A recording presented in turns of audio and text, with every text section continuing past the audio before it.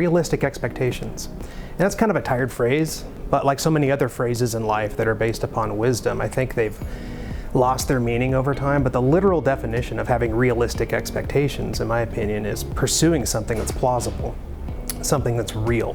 And to me, that basically means avoiding things that are fantastical or outside the realm of probability. So, and I think that in any kind of endeavor, you should seek substance, and having realistic expectations guides you on that path.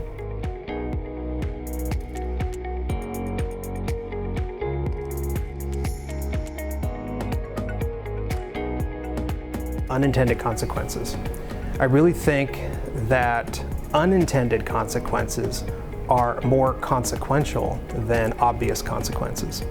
So I'll give you an example. When you make a decision to do something, whether it's to build a fence to keep coyotes out of your farm or something like that, or to implement a subsidy or build a levee or a dam or something like that, it's really easy to see the obvious consequences because they were part of what motivated you to do this in the first place.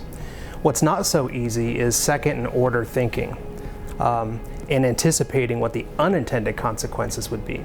And it's especially difficult if you're making decisions kind of in a team format to get everyone on page about what those unintended consequences are and how to deal with them.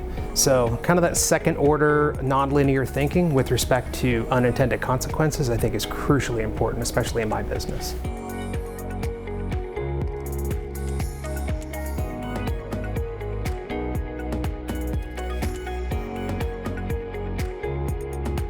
The Pareto principle, which is pretty popular. Other people call it the 80-20 rule, where essentially in practice 80% of the outcomes of a situation come from 20% of the inputs. Now, you can talk about bad stuff or good stuff. With respect to a portfolio management, maybe 80% of the returns come from 20% of the investments. It cuts both ways though. 80% of the bad in your life can come from 20% of the inputs. I find that that is a consistent theme through life. It doesn't matter if you're looking at sports teams, relationships, investment portfolios. The Pareto principle is pretty consistent through life, and you see it in almost all competitive ventures.